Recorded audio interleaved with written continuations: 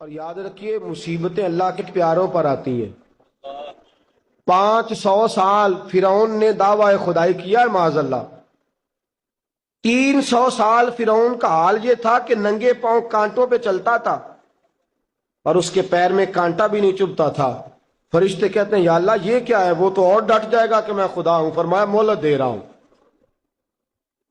جو بیمار ہوتے ہیں وہ اللہ کے فرما بردار ہوتے ہیں، ان کو تو ساتھ ساتھ تھوڑی تھوڑی تکلیف دے کے اللہ معاف کرتا رہتا ہے، ورنہ ڈھیل دیتا ہے۔ ایک صحابی ہے،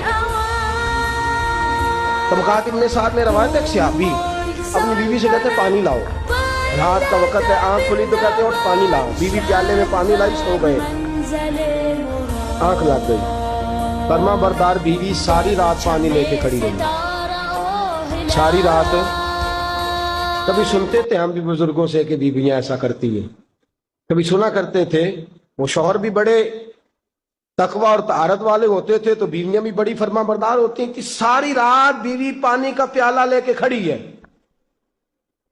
صبح آنکھ کھلی تو اپنی بیوی سے کہنے لگے کیا بات ہے تیری، مانگ تو کیا مانگتی ہے، آج تو جیسے کہے گی میں ویسے کر دوں گا۔ ساری رات تو کھڑی رہی، بول جس طرح تو کہے گی۔ بیوی نے عجیب ہی بات کر دی، کہنے لگی آپ اس طرح کریں مجھے طلاق دے دیں۔ اب بات کر بیٹھے تھے کہ تو جیسے کہے گی، اور صحابہ سچاؤں لوگوں کی جماعت ہے، سچائیاں ان پہ ناز کرتی ہیں۔ تیرا وعدہ ہے کہ تو جیسے میں کہوں گا ویسے، جیسے میں کہوں گی تو کر دے گا، مجھے طلاق دے دے۔ شوہر بڑا پریشان ہوا، میں نے وعدہ کر لیا تھا جیسے تو کہے گی، اب تو کہتے ہیں طلاق دے دے، یہ کیسے ممکن ہے؟ اتنی فرما بردار بیوی، اتنی اچھی بیوی دوبارہ میسر آنا مجھے ناممکن نظر آتا ہے۔ میں کیسے طلاق دے دوں؟ وعدہ بھی ہے، بات بھی کر لی ہے، اب تیرا مطالبہ بھی ہے، کیا کروں؟ بڑے پریشان ہو گئے۔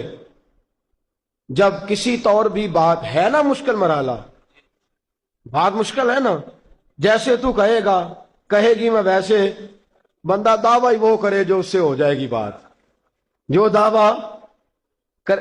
اچھا کچھ دوست آ کے کہتے ہیں جی کوئی حکم، کہتے ہیں نا، تو اگر ان کو یہ حکم دے دیا جائے کہ چھت پہ کھڑے ہو جاؤ ساری رات نماز پڑھو تو کیسا؟ مشکل ہے نا۔ تو بندہ یہ کیوں نہ کہے کہ جناب آپ حکم کریں، اگر میری پہنچ میں ہوا تو میں اس پہ عمل کروں گا۔ اور پھر اگر حکم سنایا جائے نا، میں تو کبھی کبھی جو دوست قسم کے میرے تعلق والے لوگ ہیں وہ کہتے ہیں نا کوئی حکم، تو میں کہتا ہوں پہلے پکی بات کرو، پورا کرو گے نا؟ ایسے نہیں حکم کرا لینا چاہیے، پہلے پکی بات کرو، کر لو گے جناب کوئی حکم کسی قسم کا۔ حالانکہ ایسا ہو سکتا، یہاں تو بندہ اچھا صحابی کہہ بیٹھے جیسے تو کہے گی کرنے لگی طلاق دے دیں۔ بڑے پریشان ہوئے، کہنے لگے ایک موقع دیتی ہے، صبح چلیں گے حضور کی بارگاہ میں اور ہم دونوں اپنا مسئلہ پیش کریں گے، پھر جیسے اللہ کے نبی فرمائیں گے ویسے کر لیں گے۔ چلو ٹھیک ہے، اس پہ بات ختم ہوئی، سو گئے۔ صبح اٹھے، گھر ذرا دور تھا، دونوں میاں بیوی آ رہے ہیں مسجد نبوی کی طرف۔ رستے میں بیوی شوہر کو ٹھوکر لگی اور اتنا سخت گرے، ایک زخم پیر پہ، ایک ہاتھ پہ، ایک سر پہ، خون بہنے لگا۔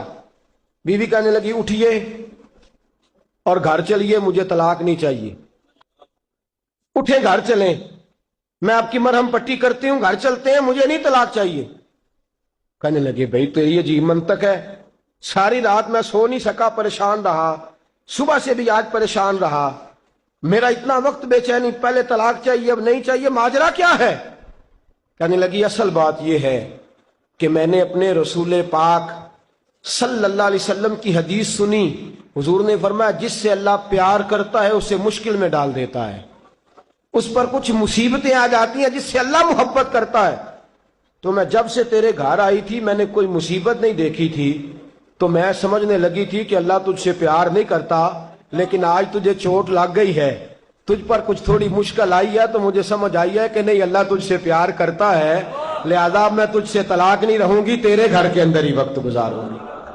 آپ اندازہ فرمائیے کہ یہ مصیبت آنا اور صبر کرنا کتنی اعلیٰ بات ہے کہ صحابہ ڈھونڈ رہے ہیں، تلاش کر رہے ہیں کہ جس پر مصیبت آ نہیں رہی وہ تو بڑا عجیب آدمی ہے، جس پر مشکل آ نہیں رہی وہ تو بڑا جو ہے وہ اللہ تبارک و تعالیٰ کا کہیں نافرمان نہ ہو۔